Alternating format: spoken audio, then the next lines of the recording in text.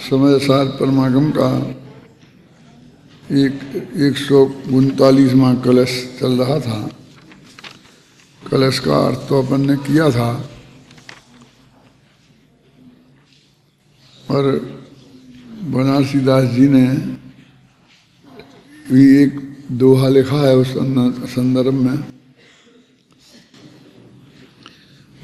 जो पद 196 पेज, समय सार अनुशीलन 196 पेज। कल मैंने आपसे चर्चा की थी कि इसके भाव को एक दोहे में बांधा जा सकता था आसानी से, लेकिन हरि गीत ही बनाए, भले ही आधा माने 2 लाइन ही बनाई, लेकिन हरि गीत क्यों बनाया? क्योंकि आगे और पीछे दोनों पद हरि गीत में थे और एक ही प्रकरण चल रहा था, तो उस प्रकरण में वो फ्लो में बाधा आती थी। ऐसे में जब कोई निष्कर्ष की बात आती है तो छंद बदल देते हैं, क्योंकि लोगों का ध्यान जाए उसमें। और वैसे फ्लो खंडित होता हो तो नहीं बदलते हैं, कई बातें उसमें सोच के होती हैं, यानी कौन सा छंद का उपयोग कहाँ करना, उसके पीछे कई बातें होती हैं। ये दोहा पढ़ते हैं, जो पद भो पद भय हरे,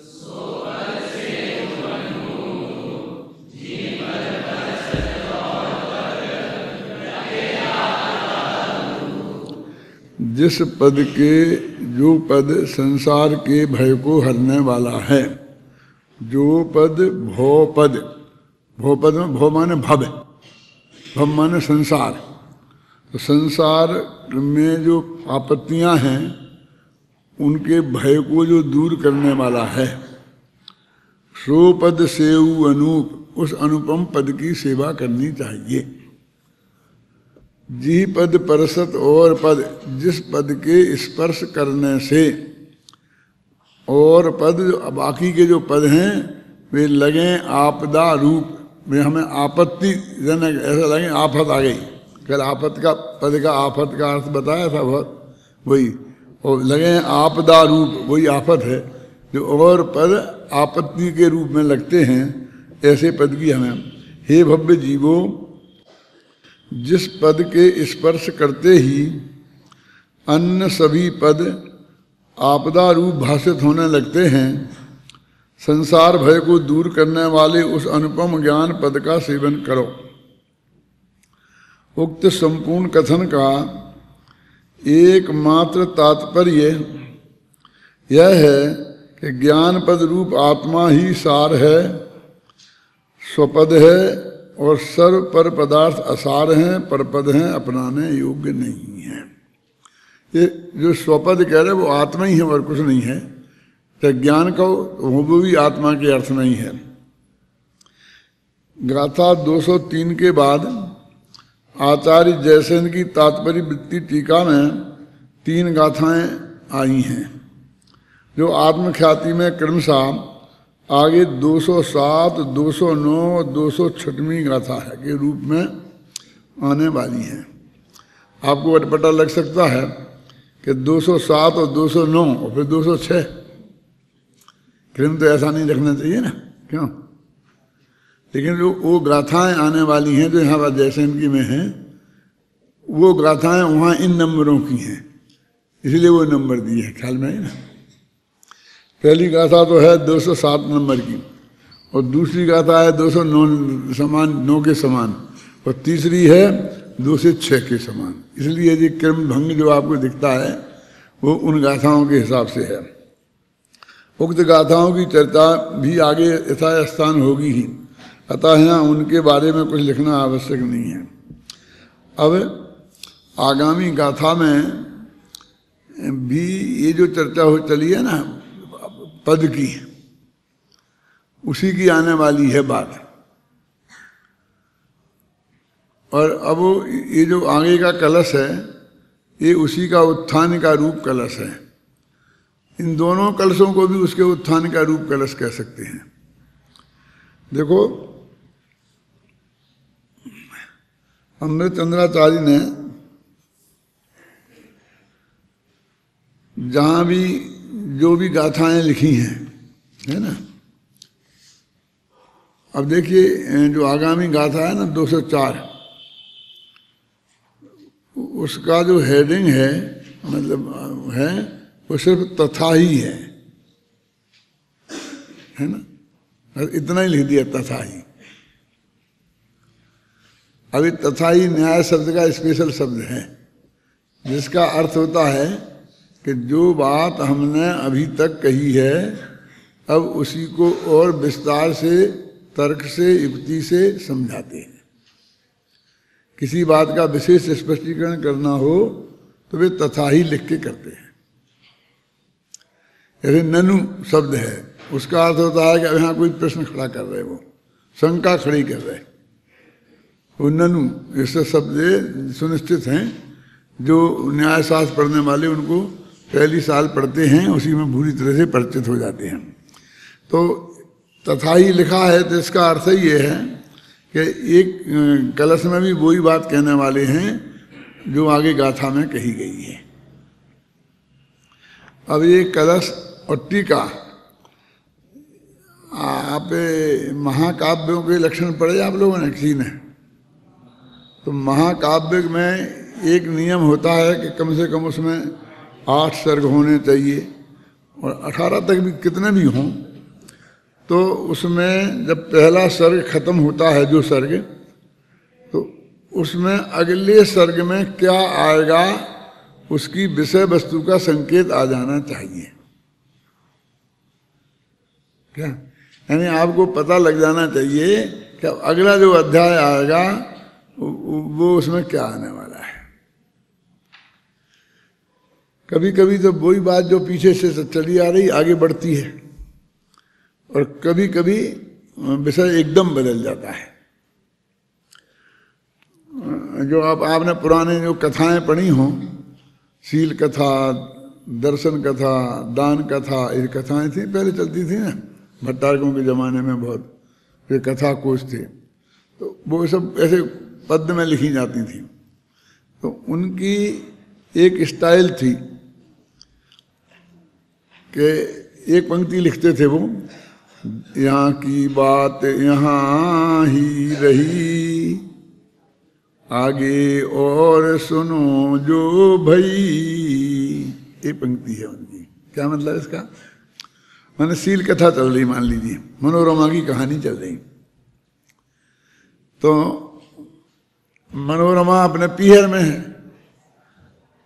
और उसके पति अपने घर पर हैं। अब वहाँ कोई घटना घटी और उसकी वजह से उस मनोरमा के पति को देश निकाला दे दिया गया। तो अब उसका रिएक्शन दोनों जगह होगा ना, पीहर में और ससुराल में, पीहर में और ससुराल में। तो वो कभी लिखता लिखता आता है, अब वहाँ वो ससुराल की बात लिखता है और फिर एकदम वो पीहर में पहुँच जाता है, पीहर की बात आती फिर ससुराल में पहुँच जाता है। तो जहाँ जहाँ वो ऐसा पलटता है ना, तहाँ तहाँ ये पंक्ति डाल देता है बीच में। कौन सी पंक्ति? यहाँ की बात यहाँ ही रही।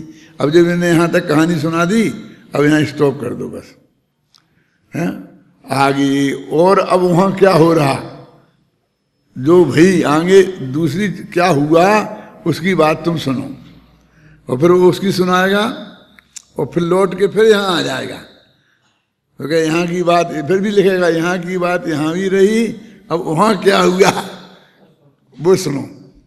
तो वैसे पुराने जो कवि थे संस्कृत के, वो सर्ग बदलने का, अध्याय बदलने का अर्थ ही ये है कि अब वो प्रकरण दूसरी की जगह चलेगा। जैसे रावण की कहानी राम की चल रही है, तो वहाँ पर रावण को किसी ज्योतिषी ने बताया कि तुम्हारी मृत्यु जनक की पुत्री और दशरथ के बेटे के निमित्त से होगी। अब वो तो वहाँ कही, अब उन्हें ये बताना है कि दशरथ और जनक के यहाँ क्या हुआ। अब वो तो बात चल रही थी समझ लो लंका में, अब ये अयोध्या और जनकपुरी में आए, तो अगले शुरू करेंगे कि जब इस बात का पता दशरथ को और जनक को चला, तो उनके मंत्रियों ने गंभीरता से विचार विमर्श किया और उन दोनों के पुतले बनाकर मोम के बढ़िया एकदम उन्हें सिंहासन पर बैठा दिया और उन दोनों को गायब कर दिया। मतलब जब कहानी ऐसी चलती है ना तो उसकी एक तरीका होता है। अब ये अध्यात्म में क्या करें, तो अध्यात्म में भी यही करते हैं वो, जब पिछली गाथा समाप्त होती है और अगली गाथा में वही कंटिन्यूशन में आगे बात होती है तो अलग तरह से कलशोत्थानिका लिखते हैं, और वो बात पलट जाती है तो फिर अलग तरह से अब प्रश्न होता है। जैसे वो कहेंगे ना कि अब जब ऐसी बात हुई कि रावण के यहाँ ये सुनाया गया तो उसका रिएक्शन दशरथ और जनक पर क्या पड़ा, इसलिए अब चलो अपन जनकपुरी चलते हैं, अब चलो अपन अयोध्या चलते हैं और वहाँ की कहानी अब वहाँ देखेंगे, वहाँ निपटाएंगे। तो ये छंद है, देखो पढ़ें इस छंद को। एक कहा एक जगह और लोगों को भी निर्भर महा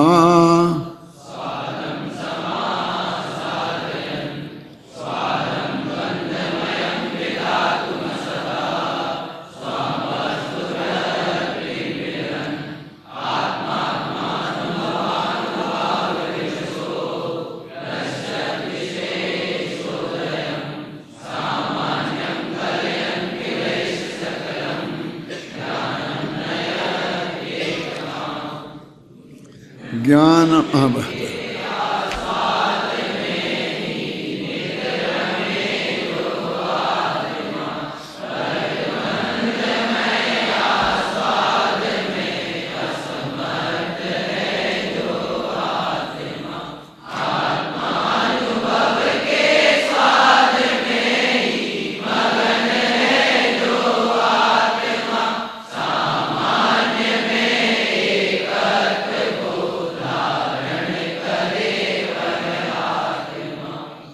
देखो, ज्ञानम सकलम एकताम नयति है ना कलश में ऊपर अंतिम पंक्ति।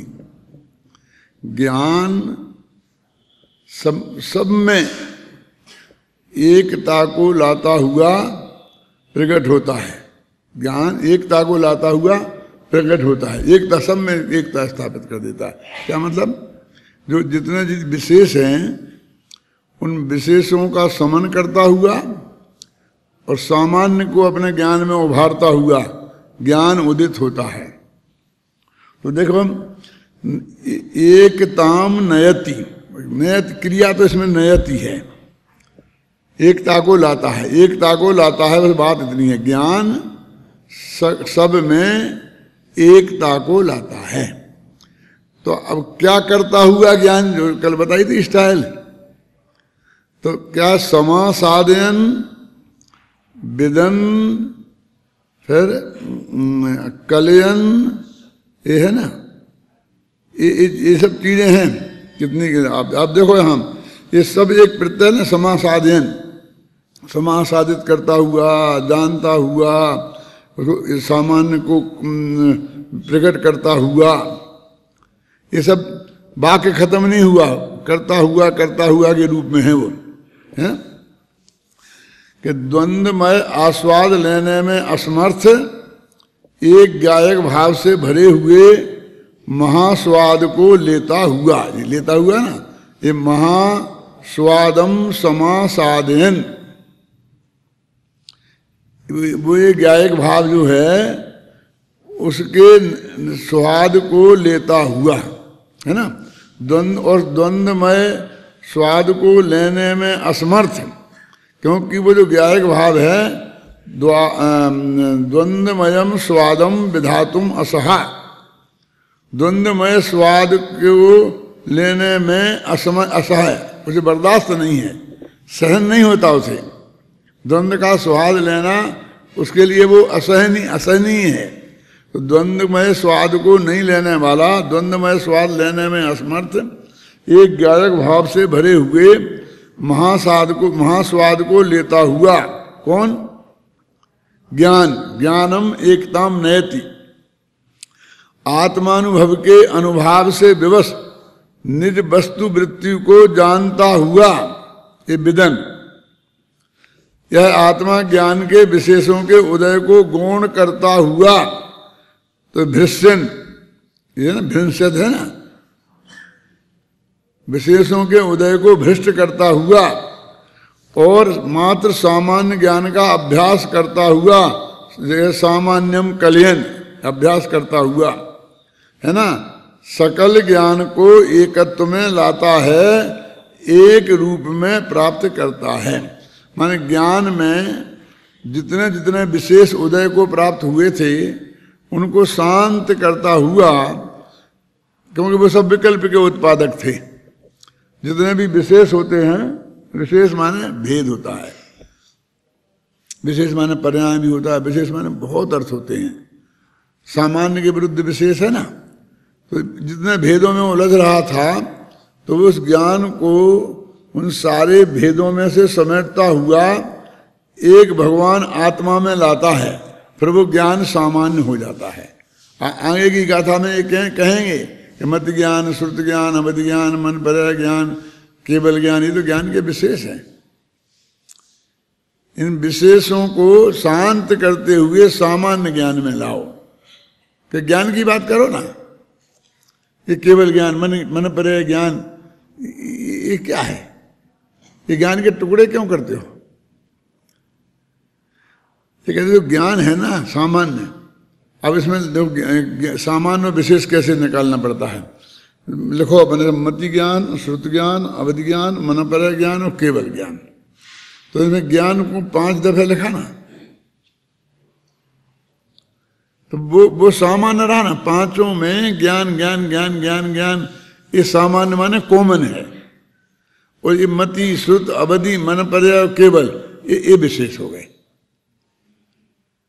तो वो कहते हैं कि ज्ञान की बात करो ना, ये मति श्रुति से क्या लेना देना है।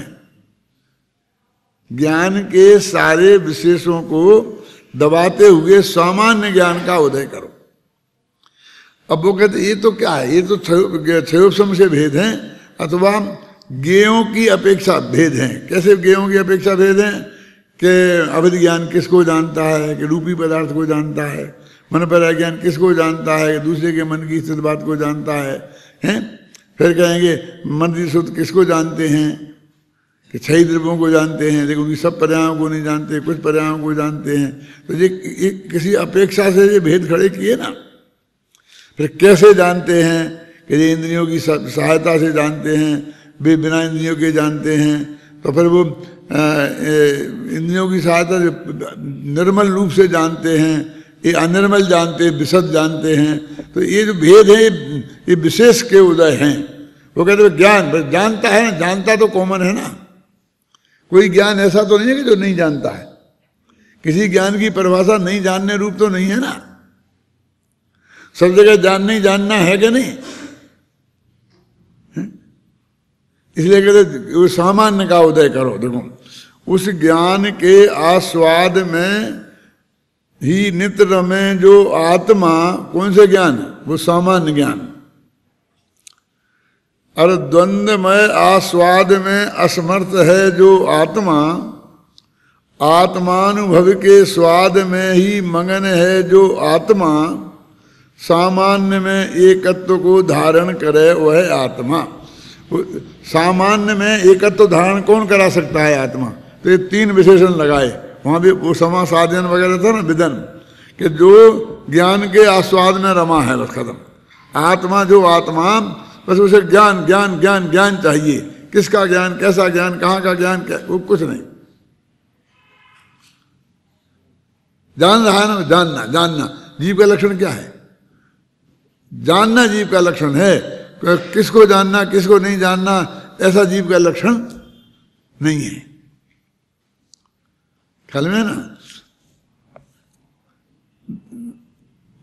उक्त कलश में आत्मानुभव की प्रक्रिया को दिखाते हुए यह बताया गया है कि आत्मानुभवन में विशेष ज्ञान का तिरोभाव और सामान्य ज्ञान का आविर्भाव होता है, तथा आत्मानुभव के रस के सामने अन्य सभी रस फीके पड़ जाते हैं। 2 बातें इसमें आई मुख्य रूप से, कि आत्मा का रस इतना लगता है कि अन्य रस फीके पड़ जाते हैं। तो इसलिए अन्य को जानने वाले ज्ञान के प्रति उसको कोई उत्सुकता नहीं। तो उसका एकत्व में मैंने अपने भगवान आत्मा के जानने में लग गया, और पर के विषय उसे फीके पड़ गए। तो ये हमारे जरूरी है उसका सामान्य का उदय करना। वास्तव में वो जो अपन ने दृष्टि के विषय में आता है ना, सामान्य, अभेद, नित्य और एक, तो इस सामान्य में ये चारों बातें ले लेना। ऐसा जो आत्मा है तो कहते सामान्य का उदय करो, विशेष का बहुत विकल्प हो गए, बातें बहुत बातें हो गई, ख्याल में आई ना। अब बातें बंद करो, अब ज्ञान सामान्य की बात करो। वो ये बात करते हैं। देखो इसके संदर्भ में यहाँ पर एक बहुत अच्छा जी छंद जो अपन भजन बोलते हैं भागचंद जी का, वो दिया गया है। इसमें लिखा ना पीछे कि और सारे रस फीके पड़ जाते हैं, है ना, उक्त अनुभव के रस के सामने अन्य रस फीके पड़ जाते हैं। तो जब निज आत्म अनुभव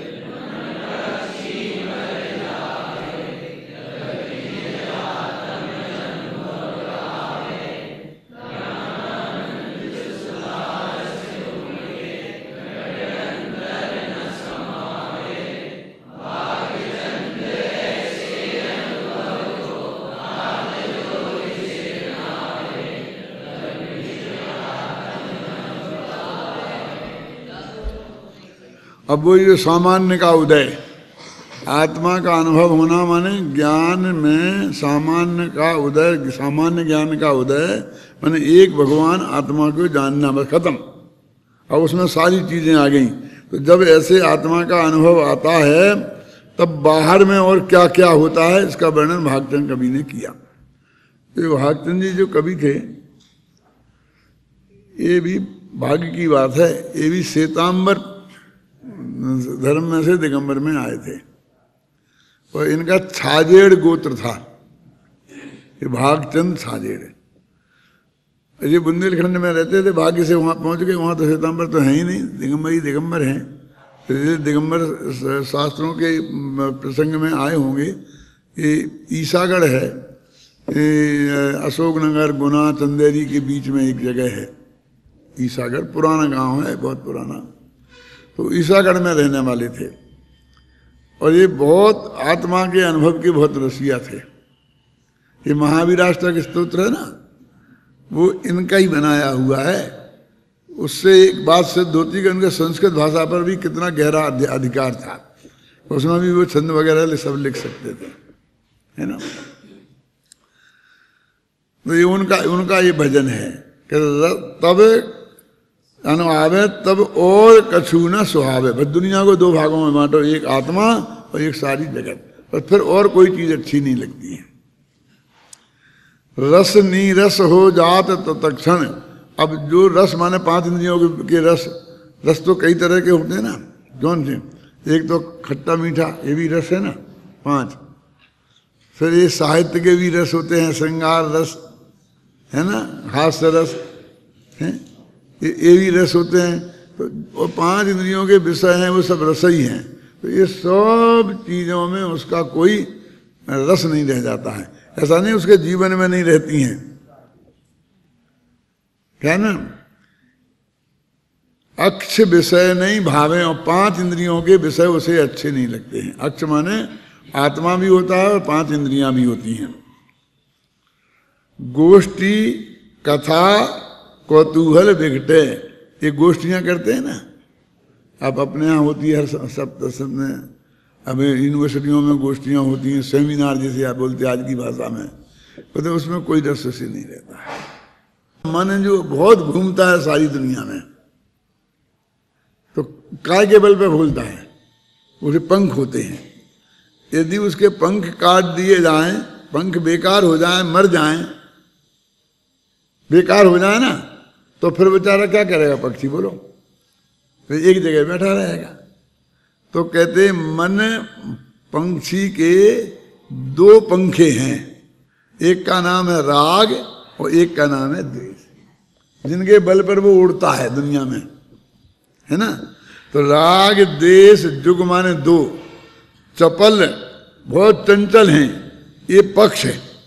इन्हें पंखों से वो मन रूपी पंछी बहुत चंचल हो जाता है, एकदम यहां से वहां, यहां से वहां, यहां से वहां। वो मन पंछी मर जावे, उसके वे पंख टूट जाते हैं, और तो जब पंखे ही नहीं रहे तो वो पक्षी मरा जैसा पड़ा रहता है, मर जाए तो मरा जाए। वही तो उसका जीवन था।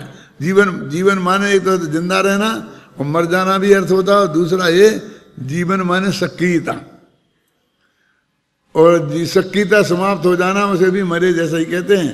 अपन कहते भैया क्या अभी मरे, अभी जिंदा है, अरे साहब मरे जैसे ही समझ लो, है ना। अब जो राग द्वेष जुग चपल पक्ष युत मन पंछी मर जावे, ठीक हो गया क्लियर। जब निज आत्म अनुभव आए, ज्ञानानंद सुधारस उमगे, ज्ञान और आनंद का जो अमृत है वो अंदर से एकदम बहता है, उमगता है ना, उमगते उमगते समझते एकदम ऊपर उछलता है। घट अंतर न समावे, वो हृदय में समाता नहीं है तो फिर उछल बाहर निकलने लगता है। जब घड़े में चीज डालो ज़्यादा और वो भर जाए और पानी बने नहीं तो उसके मुंह में से वो निकलने लगता है ना, और ज़्यादा फोर्स हो गए तो एकदम फोर्स के साथ आता है मन में, है ना। घट अंतर न समावे भाग चंद ऐसे अनुभव को हाथ जोड़ सिर नावे, जब आत्म अनुभव आवे। इस भजन के साथ मेरे जयपुर की एक घटना जुड़ी हुई है, मैंने पहले आपको बताई होगी, लेकिन अभी भी मैं बताए बिना नहीं रहूँगा। नए नए विद्यार्थी बहुत हैं। जब महाविद्यालय नहीं खुला था उसके पहले की घटना है। हमारा परमात्म प्रकाश 10 वर्ष का होगा, अब तो 50 से ऊपर का है, 40 साल से पुरानी घटना होगी। तो बोलता था ना, बहुत जल्दी जल्दी बोलता था, तो मैं उसे बहुत कहता था ना, धीरे धीरे शांति से बोलना सीखो।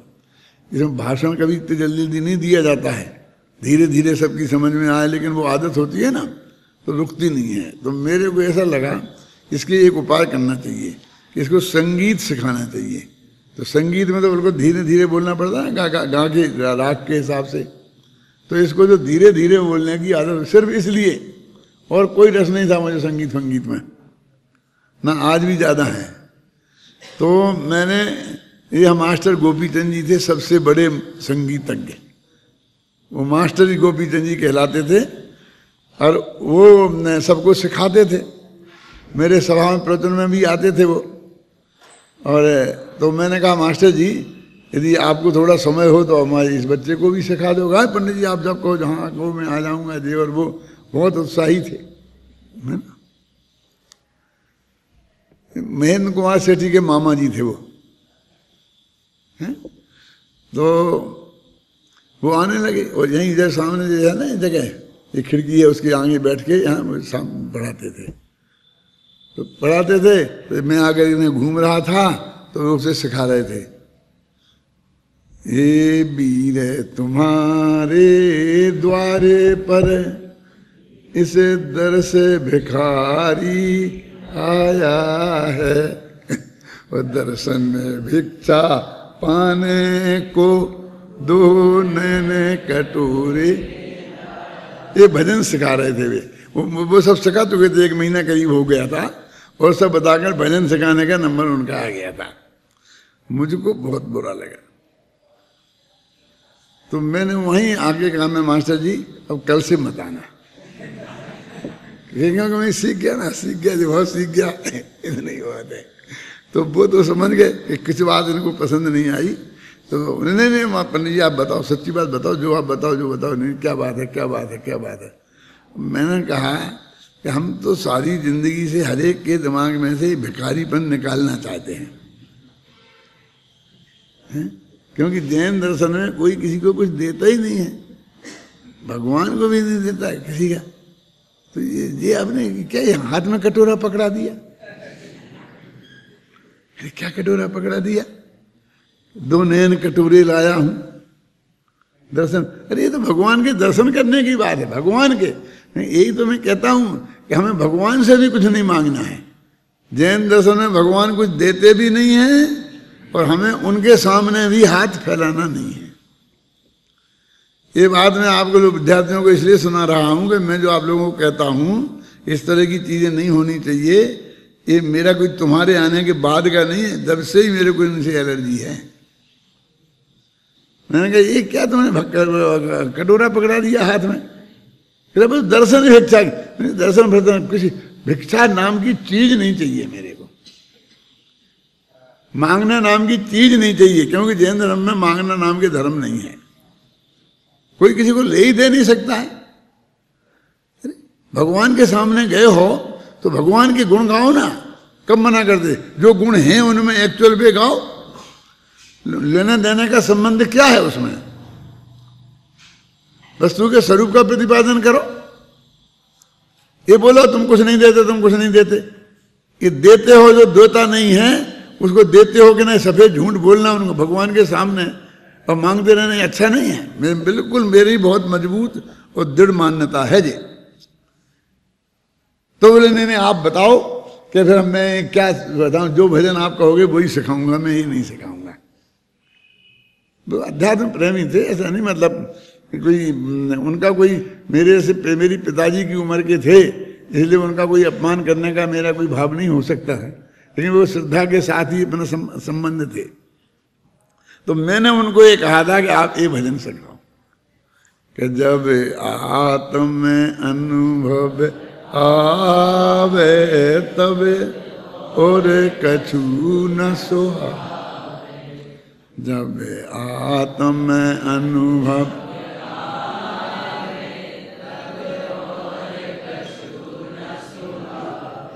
रसनी रस हो जात तथा क्षण अक्षय विषय नहीं भा।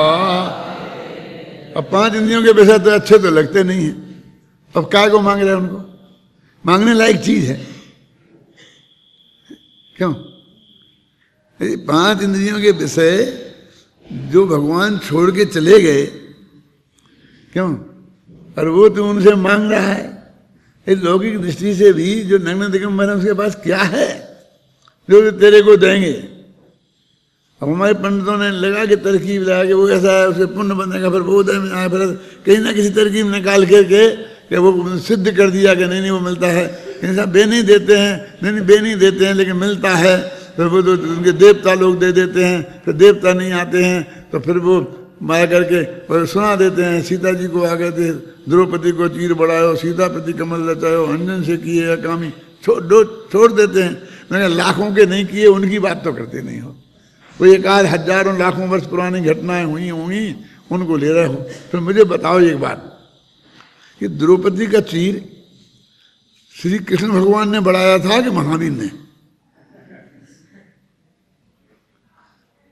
समझ में आएगी नहीं क्या? क्योंकि वो लोग कहते हैं द्रौपदी का चीर, हमने बहुत हिंदी साहित्य पढ़ा है उसमें उनने लिखा है ऐसा है। लेकिन ये बात तो 100% पक्की है कि महावीर ने नहीं बढ़ाया था। श्री कृष्ण ने बढ़ाया था नहीं बढ़ाया था मैं उसके बारे में कुछ नहीं कहना चाहता। क्यों?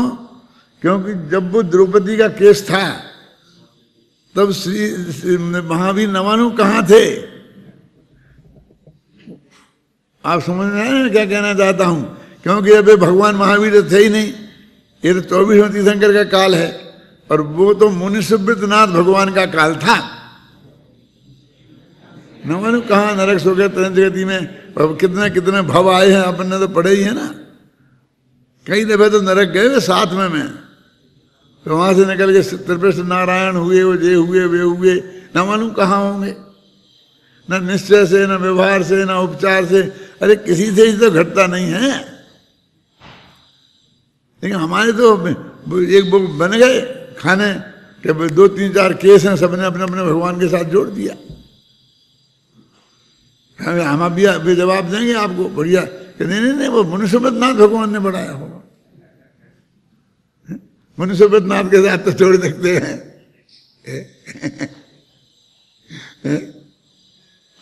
अरे भाई जैन धर्म की ये बात ही नहीं है। जो बातें हम लौट लौट के वहाँ से ले जाते हैं वो नहीं, वो साहब एक बहुत बड़ा गुरु अपने मोक्षों में भी होगा, नहीं नहीं नहीं वो व्यवहार में तो ऐसा कहा ही जाता, भक्ति तो ऐसी ही होती है। किसने बताया भक्ति कैसी होती है? समय सार पढ़ने वाले कहते भक्ति ऐसी होती है। जिन्हें 31वीं गाथा, 32वीं गाथा, 33वीं गाथा भक्ति की पढ़ी, क्यों? और मुक्तिगत नर श्रेष्ठ की भक्ति करें गुण भेद से, वह परम भक्ति कही है जिन सूत्र में व्यवहार से। ये भक्ति की गाथाएं पढ़ी हैं जिनने, जिनका पद्यानुवाद किया है, ये सब किया हुआ है, भाई ऐसी बात करते हैं? कहाँ है? ये तो बिल्कुल यहां वहां से आई हुई छाया है। फिर एक तरकीब और बताई जाती है कि नहीं नहीं नहीं नहीं, ये यदि हम नहीं कहेंगे तो लोग यहां से छोड़ करके उन देवताओं के मंदिर में चले जाएंगे कि जहां वो कहते हैं कि वे भगवान देते हैं। तो हम तो इन जैनियों को वहां से जाने से बचा रहे। आप समझ रहे हैं ना? कि गणेश जी के मंदिर में चले जाएंगे, वहां चले जाएंगे, पीर पैगंबर पे चले जाएंगे, अजमेर में उस पर चले जाएंगे, क्या? क्योंकि यहाँ तो जहाँ मिलना चाहिए वहां मिलेगा। आखिरकार जैन धर्म में लिखा तो पक्का ही है कि जैन धर्म में नहीं मिलता है, और वहां लिखा है पक्का है तो वहां जाएंगे। तो वहां से हमने बचाया, कैसे बचाया? कि नहीं नहीं जैन धर्म से भी मिलता है। चेचक निकले तो शीतल माता पर जल ढोलना, तो वो था। उससे बचाने के लिए हमने क्या किया? शीतलनाथ भगवान की पूजन करो। अरे वाह, अपना भी तो एक नाथ है ना, शीतलनाथ। तो तूने भैया एक बिल्ली को निकालने के लिए ऊंट घुसेड़ दिया, अपने शास्त्रों में मिथ्या बात घुसेड़ दी वो निकालने के लिए। अरे वो एक आध जाता था, जाने देते उसे, नहीं तो उसे रोकना था तो सही समझा के रोकते।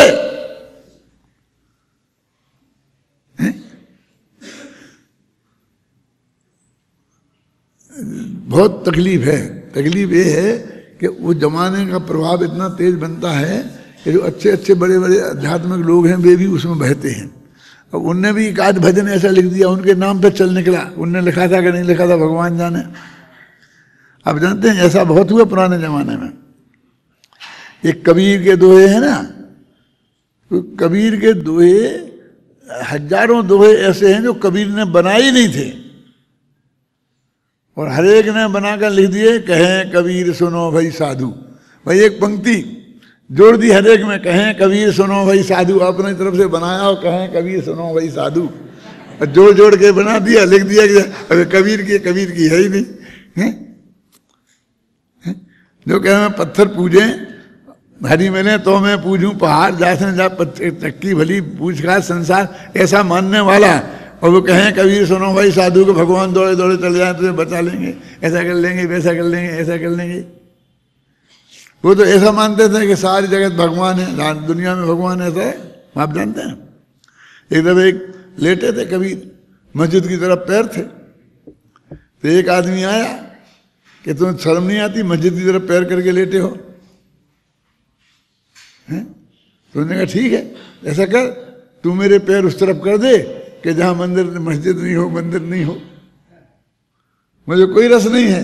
तो कहते जो उसने पकड़ के उनके पैर जहां को करे वहां एक मस्जिद बन गई। मतलब ऐसी कौन जगह है जिस दिशा में मस्जिद नहीं है?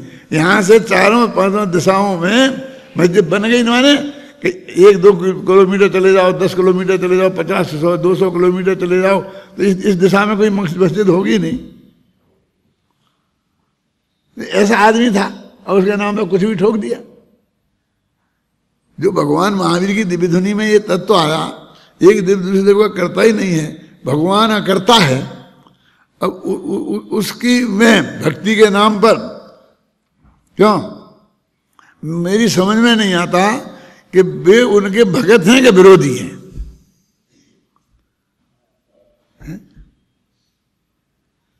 बहुत गंभीरता से तुम इस बात को सोचना, और बहुत बढ़िया बढ़िया भजन बहुत हैं, और नहीं तो तुम बना लो, कौन सी बड़ी बात है।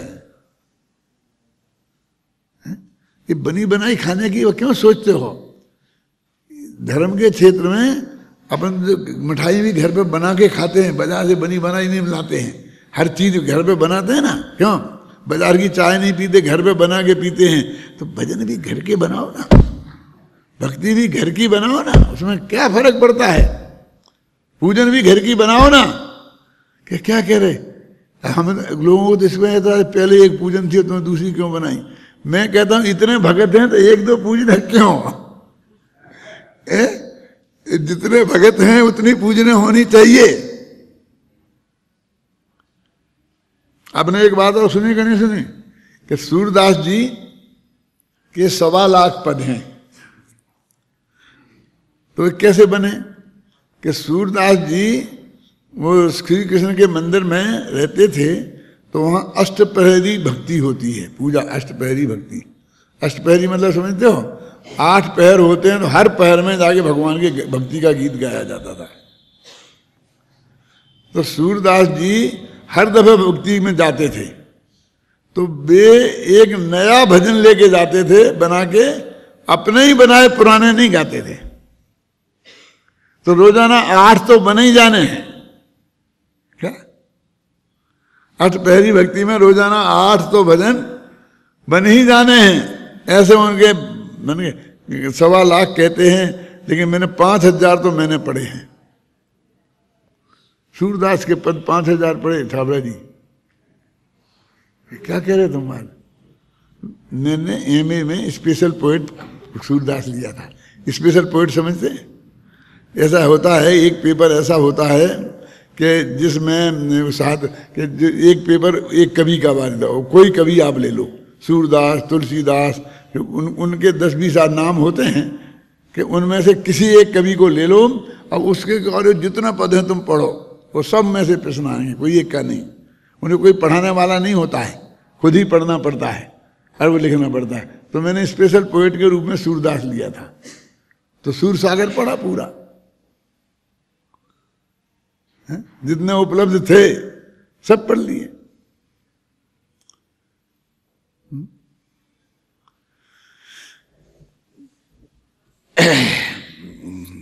मैंने कहाँ चल रहा था?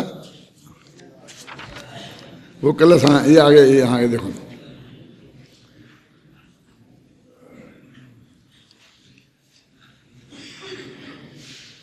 उक्त संदर्भ स्वामी जी ने भी यही बातें सब लिखी जो मैं आपसे बोल रहा हूं ना, इसमें सब स्वामी जी ने ये लिखा है। देखो, भगवान आत्मा त्रिकाली एक रूप परमानंद मूर्ति ज्ञायक भाव से भरा है। ऐसे अपने ज्ञायक मूर्ति आत्मा के स्वपद का स्वाद आ जाने पर अन्य सब स्वाद फीके पड़ जाते हैं। देखो, ये भजन का अर्थ नहीं कर रहे, ये वो छंद का अर्थ कर रहे हैं गुरुदेव। ये तो मैंने भजन इसमें बीच में इसलिए डाल दिया क्योंकि उसी टाइप का है ना। मैंने अपने साहित्य में 10-5 भजन ऐसे डाले हैं जहाँ जहाँ जरूरत पड़ी। भक्ति संघ का भगवान महावीर सर्वोदय तीर्थ में वो डाला है, भरत जी घर ही में बैरागी, वो पद उसमें डाला है। क्या ना, ये इसमें आ गया। जहाँ जहाँ जो वैसी चीज थी वो सब चीजें मैंने डाली हैं, है ना। आत्मा का स्वपद का स्वाद आ जाने पर अन्य सब स्वाद फीके पड़ जाते हैं। अर्थात निर्मलानंद के साथ शुद्ध चिद्रूप भगवान आत्मा के सन्मुख होकर निज का स्वाद लेने पर अतीन्द्रिय आनंद के वेदन के सिवाय अन्य रागादि का स्वाद आता ही नहीं है। इसलिए ज्ञानी द्वंद्वमय स्वाद को लेने में असमर्थ है। रूप रस गंध और दया दान आदि पुद्गल के एवं विषय के सभी द्वंद्व, ये सब द्वंद्व के स्वाद हैं। देखो, ये सब द्वंद्व के स्वाद हैं। कौन कौन? रूप रस गंध, इनका दयादान। देखो, ये दयादान का स्वाद ये द्वंद्व का स्वाद है, और इसका त्याग करना पड़ेगा तब ये काम होगा। देखो, मैं एक बात बहुत सरल हृदय से आपसे कहता हूँ, हाथ जोड़ के, कि आप किसी के पास जाओ, जो काम आपको करवाना है, कुछ चीज लेनी है, और आपको पक्का भरोसा हो जाए कि ये चीज इसके पास है ही नहीं, इसके हाथ में है ही नहीं, ये दे ही नहीं सकता, तो फिर आप उसके पास कब तक गिड़गिड़ाते रहोगे? मुझे पता। बिल्कुल बहुत प्रैक्टिकल बात है। क्यों, समझ में आया प्रश्न क्या? नहीं, आपको बिल्कुल पक्का पता है कि इसके पास है ही नहीं, ये दे ही नहीं सकता, और आदमी भी महादुष्ट है, ये किसी को देगा ही नहीं, दे ही नहीं सकता हो। देने का मौका आएगा दूसरा कोई तो ये मना करेगा। ये पक्का भरोसा आपके पास हो जाए तो कब तक उसके आप सामने गिड़गिड़ाते रहोगे? हैं? आप बताओ, प्रैक्टिकल बताओ, एक सेकंड भी नहीं रुकोगे ना वहां। तो या तो भगवान का ये स्वरूप नहीं जानते हैं आप क्या? यदि जानते होते तो गिड़गिड़ा नहीं सकते थे, और यदि वे जानते हो कि गारंटी से देने वाले नहीं हैं, ये नहीं है, ये नहीं है, ये नहीं है, तो फिर बाद में आप कैसे गिड़गिड़ा सकते हो? आपके मुंह से कैसे निकल सकती है ये बात? तो लोक में ही, इसका मतलब ये है कि आप में सच्ची तो ये बात यह है कि आप भगवान को का जो सच्चा स्वरूप जानते ही नहीं है, उसको दाता के रूप में ही मानते हैं, और किसी ना किसी रूप में हमें मिल ही जाएगा, वो पुण्य बन जाएगा, फिर ये हो जाएगा, ये हो जाएगा।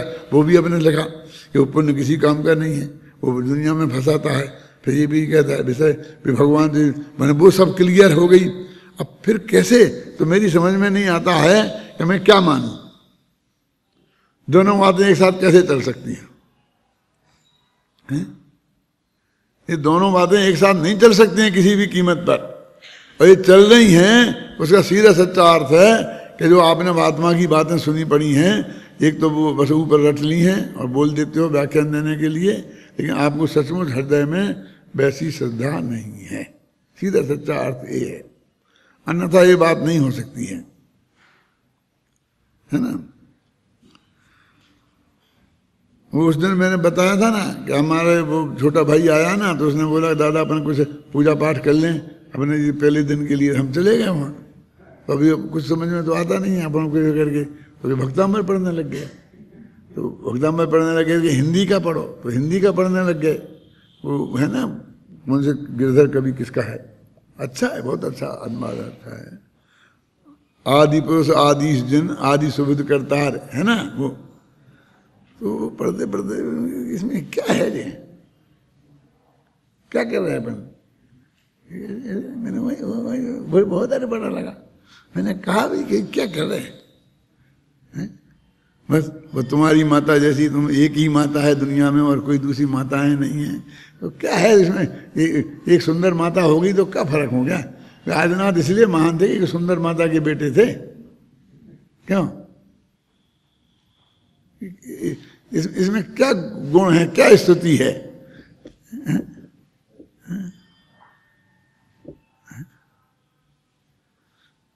सचमुच मेरा मन तो नहीं लगा।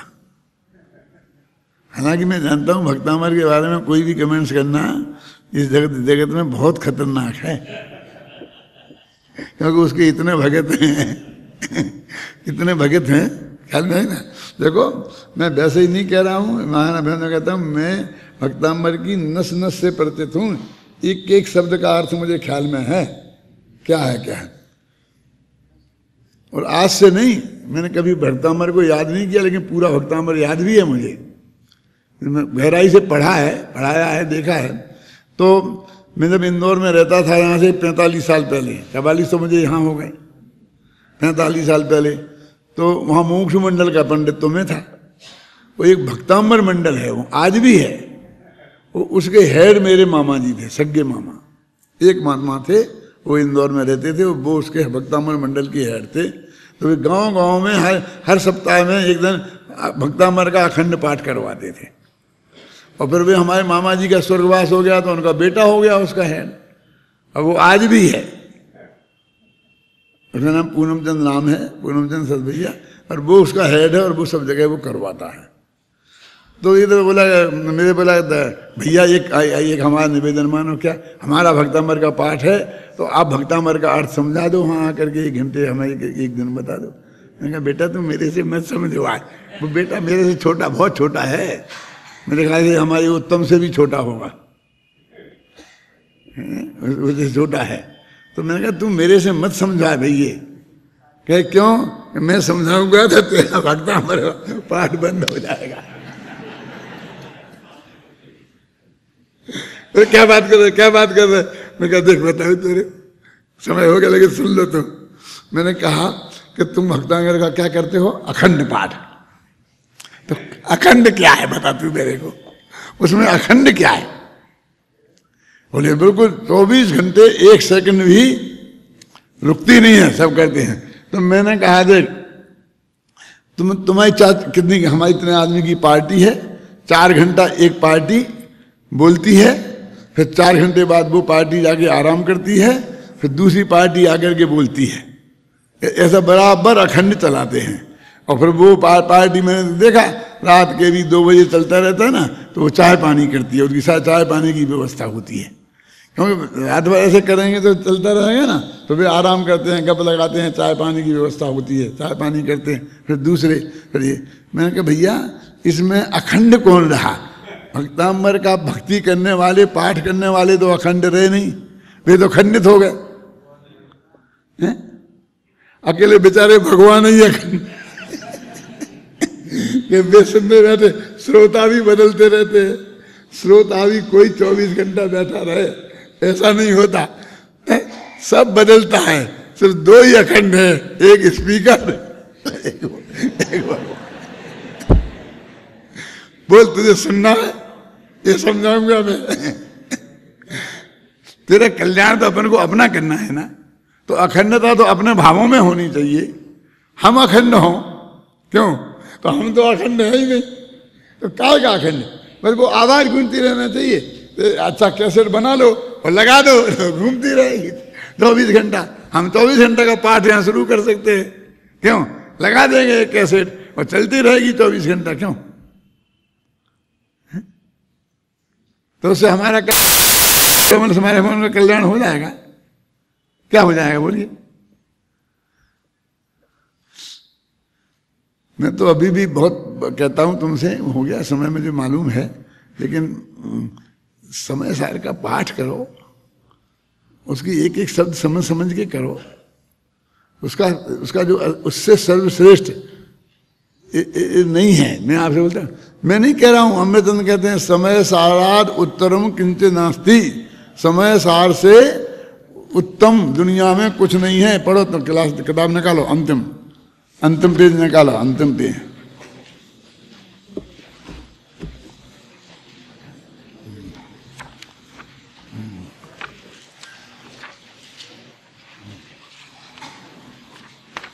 है ना?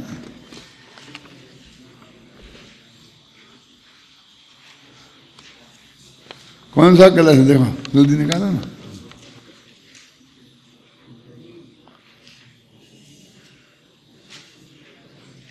समय सार से उत्तर महान कोई कुछ दूसरी चीज नहीं है।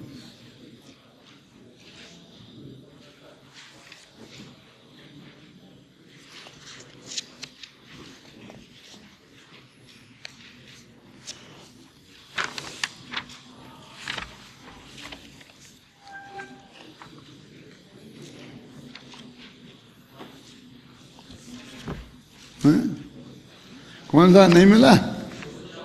बोलो बोलो, कौन से पेज पे है?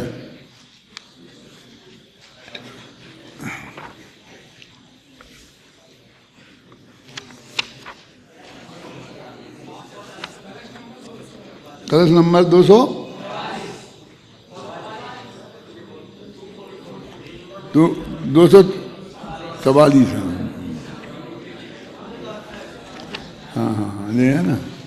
क्या कहाँ है? कहाँ है? कहाँ है समय? कहाँ है देखो, इसमें कहाँ है? 77 लिखना है। कहाँ है समय? समय सामने अरे 244 है, वो बोल रहे हैं ना।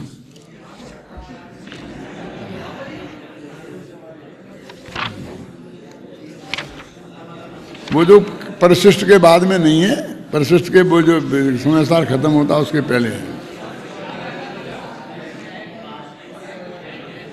232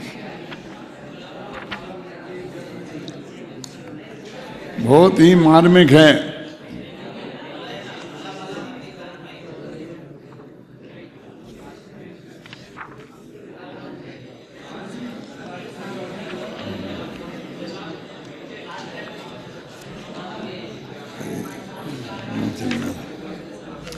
देखो ये पेज नंबर है 569। इदमेकम जगत चक्षु रक्षयम याति पूर्णताम। एक तो ये है, इसके पहले हाँ, स्वरस विसरा पूर्ण ज्ञान स्फूर्ति मात्रान्न खलु समय साराद उत्तरम किंचमस्ति। समय सार से महान इस जगत में, दुनिया में कोई चीज नहीं है। वो एक जगत का एकमात्र चक्षु है। तो मैं कह रहा हूं इसका पाठ करने से सर्वोत्कृष्ट नहीं है, ये रोजीना करने लायक चीज नहीं है यदि आपके पास समय है तो। और ऐसा नहीं है कि ये कांजी स्वामी की बात है। बर्नी जी का नाम सुना, गणेश प्रसाद जी का? वो बर्नी जी रोजाना आत्मख्याति का पाठ करते थे। ये संस्कृत टीका का सुना कभी आपने? रोजाना पाठ करते थे आत्मख्याति का। उनकी दृष्टि में भी इतनी महिमा थी इसकी, भक्तामर का नहीं करते थे, इसका रोजाना पाठ करते थे।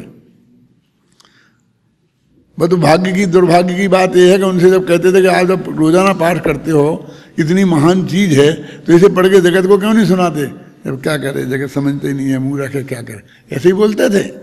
मैं नहीं पढ़ा लिखा है, अब इनको तो वही बात नहीं, पर ये उनके दिमाग में जच्ची रही, इसलिए उन्होंने जगत के सामने नहीं रखा। भगत तो वे भी समय सार के थे। अब देखो, एक ही बात में दो तरह का चिंतन। और कांजी स्वामी ने क्या सोचा, अरे मैं अपने लिए करता हूँ, मैं काय को झंझट में पढ़ूँ, मैं तो निरंतर पढ़ूंगा, खुद पढ़ूंगा, वही पढ़ाऊंगा।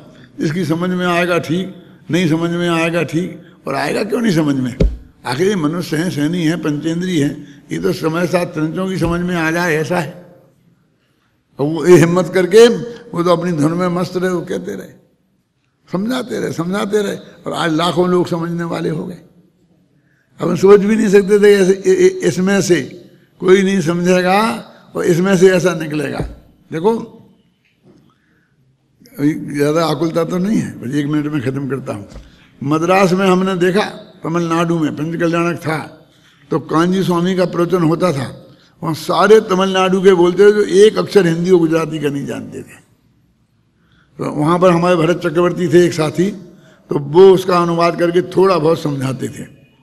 वो भी कैसा क्या अनुवाद करते होंगे हम तो समझते नहीं है, क्या क्या बताते होंगे उनके नाम पर, लेकिन वे तो वही समझाते। हमने कहा गुरुदेव ये क्या बोल रहे हैं आप, ले लिया अपने कोई भी कहा था, और वैसे मस्त होके बोले जा रहे, चाहे वो एक अक्षर समझे ना नहीं समझे, भाषा नहीं समझे, भाव नहीं समझे, लेकिन मैं तो दूसरा कुछ नहीं पढ़ूंगा। कैसी धुन होती है समझ लो आप। मैं जैसे सर्वोत्कृष्ट समझता हूं वही सुनाऊंगा ना सबको, सबसे बढ़िया बात। और उसमें से इतना प्रचार हो गया, और ये प्रचार के लोभ वाले कितना करते हैं और उनसे कितना कर सकते हैं। और उनका तो पुण्य का योग भी इतना कर करके हम तुम मर जाएं और नाम सब उनके खाते में जमा हो कर लो। गाँव में हमें 700 विद्वान घूमे और स्वामी जी ने घर घर समय सार पहुंचा दिया, और बड़े उत्साह से। वो विद्वान भी ऐसा नहीं कि उनको ऐतराज है, हमें ऐतराज है और आप कह रहे, ऐसा नहीं है। मेरे कहने का मतलब उनका इतना पवित्र भाव जो उनने शुरू किया, और सारे इसलिए छोड़ा, कौन समझेगा नहीं समझेगा, हमें क्या लेना देना, समझे नहीं समझ वो अपने जान में जाए। हम तो अपना जो बात करनी है वो समझाएंगे, वो समझाएंगे।